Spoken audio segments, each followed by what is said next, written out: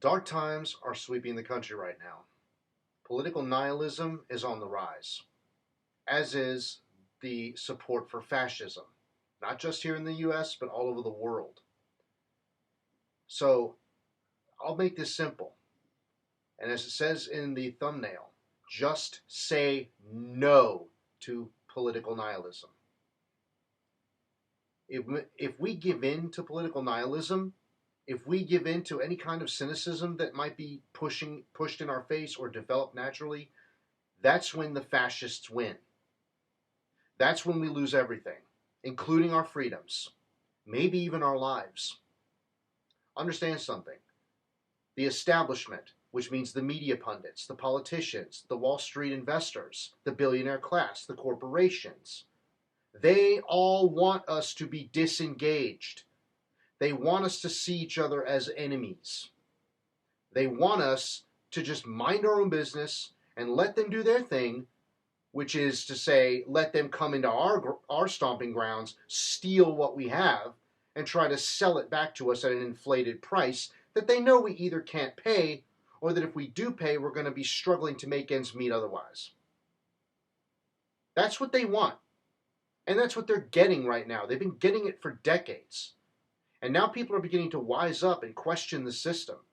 You've got unions that are also on the rise.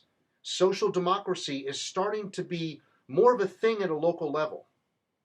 But at the same time, at the federal level, you're seeing the rise of fascism. And, as it says in the Constitution, federal law supersedes state law. So, with fascist forces rising in the federal ranks, and social democracy gaining ground at the local level in some areas, in other areas it's just as right-wing as the federal government, it ain't looking good.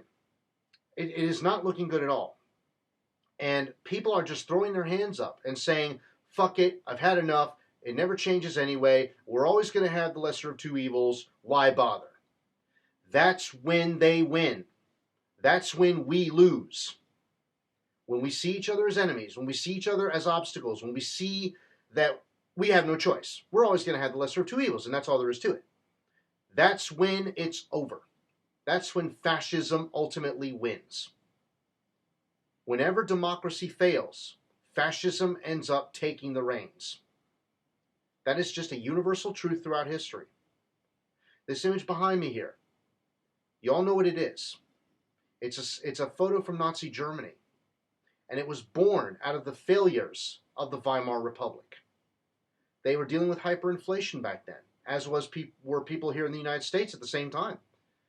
The Great Depression struck here in 1929. And it was in 1932 that we elected FDR. But it was that same year that the Weimar Republic fell to a goofy little man with an even goofier mustache who had this absurd agenda of a superior Aryan race, and that all Jewish people were the enemies of humanity and vermin, and they all needed to be exterminated, and then we all know the rest. Right? Germany in this era went to the far right. We went hard left. In our country, we saw the Socialist Party, the Communist Party, the labor unions, working class people in solidarity with the AFL-CIO involved. They all united around the interests of working people.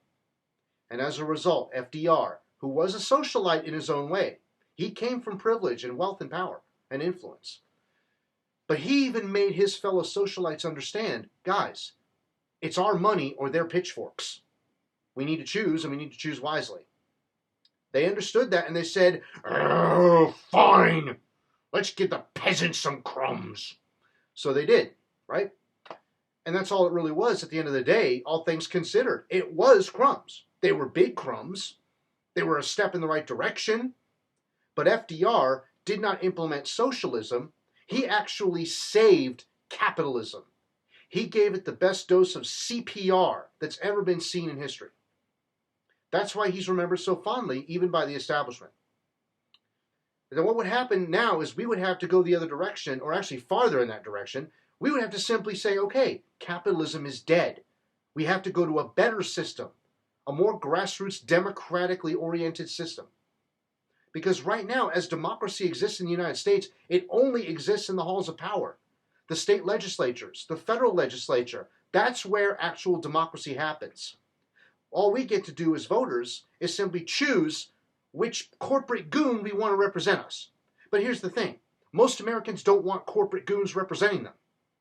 They're like, oh, well, we're always going to have lesser of two evils. Again, so what we see now, Joe Biden, because of Joe Manchin and Kyrsten Sinema, he's never going to get anything done.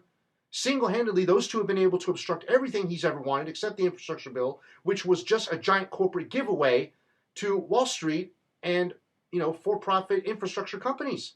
That was it. And that's why Joe Manchin loved it, because his coal company's going to get huge government subsidies as a result of that. And now, the Republicans are poised to basically sweep the midterms at the federal level, probably the state level too, and then they'll be able to do whatever the hell they want, and nobody's going to be able to stop them. And we all know what happens when Republicans get in power, right? What happens? They move us, policy-wise, farther and farther to the right, which means that our government and our corporate sector are going to become more and more fascist.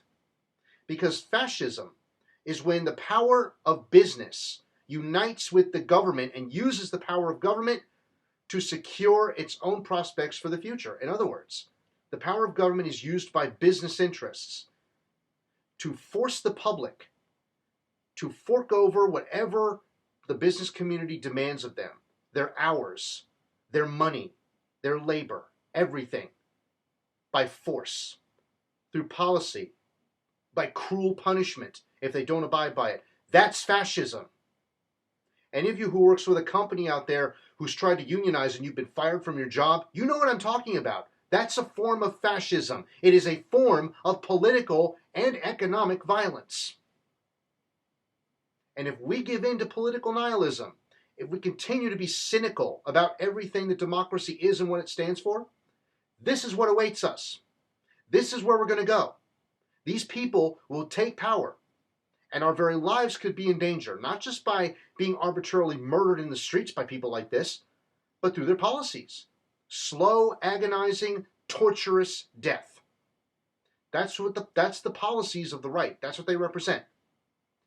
And what gets me is I don't understand how the average Joe and Jane voter on the right isn't connecting the dots here. I understand they're hurting. They're hurting like the rest of us. But they're looking for quick fixes.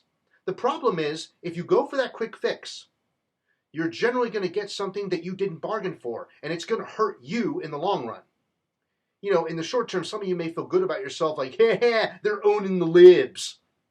But right there, you're giving in to the propaganda, you're giving in to the divide and conquer strategy by saying, yeah, we live to own the libs. You miss the point entirely if that's the case, and you're letting the rise of fascism happen, and it's going to be to your detriment as well as ours. Ask the Germans. Ask the people of Germany today. They know. They've been through it. They're looking at us in horror. Their jaws are on the ground. They're speechless. They don't know what to say. They're like, have you people learned nothing? The Weimar Republic became Nazi Germany because of the stuff you're doing. Stop it! And of course, the leaders in the United States are all about, rah, rah, America. We're right about everything. And we just have to be different because we're America. We're the oddballs. We're supreme to everybody. And so anytime anybody else looks at us and says, maybe you should try this, America's like, ha ha ha ha ha, what do you know? We're America. And this is going to be the result. Got to get away from this, guys. Say no to political nihilism. Don't give up. The moment you give up is the moment they win. They want you to give up. They're hitting us with everything they have. They're propagandizing us. They're lying to us. They're tricking us. They're trying to rig the system in a way that they don't think we can circumnavigate. They're trying everything. And yes, we're kind of like this. Lost. Where do we go? Well, what was that? Over here. Oh, screw it. I give up. That's what they want. They want you to be disoriented and confused. They want you to feel beaten. They want you to feel overwhelmed. They want you to feel divided. They want you to feel alienated and isolated.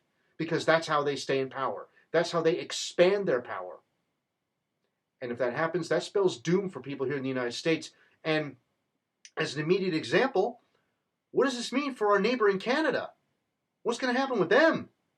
If shit hits the fan here in the United States and people want to flee up to Canada, what's that going to do with them? How are those people in Canada going to react?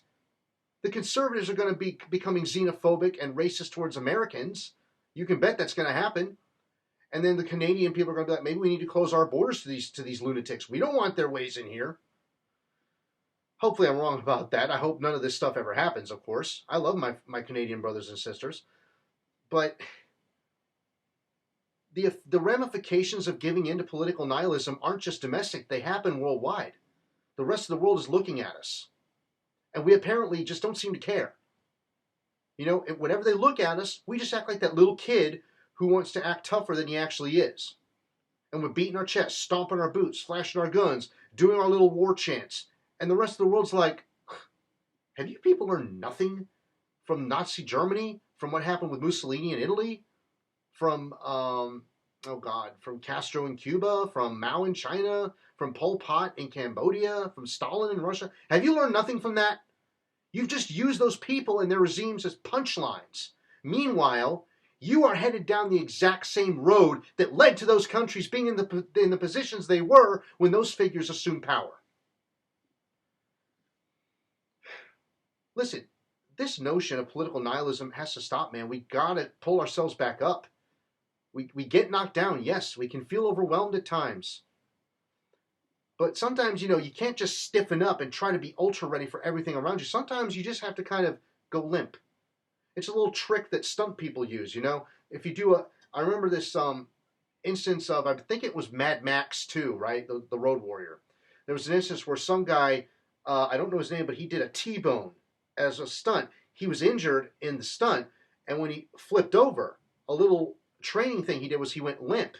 And when you go limp and you hit the ground, you're far less likely to injure any other part of your body if you can just kind of roll, turn into a little ball, as it were, and roll with it. Well, that's kind of how we have to be when we're being hit from all directions by these things. And once we do that, we minimize the damage. We can more easily collect ourselves and get back up and just keep going. That's what we got to do.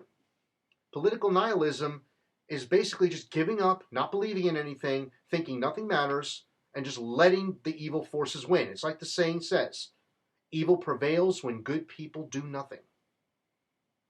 And when you give in to political nihilism, you have given up and you are doing nothing, and they win.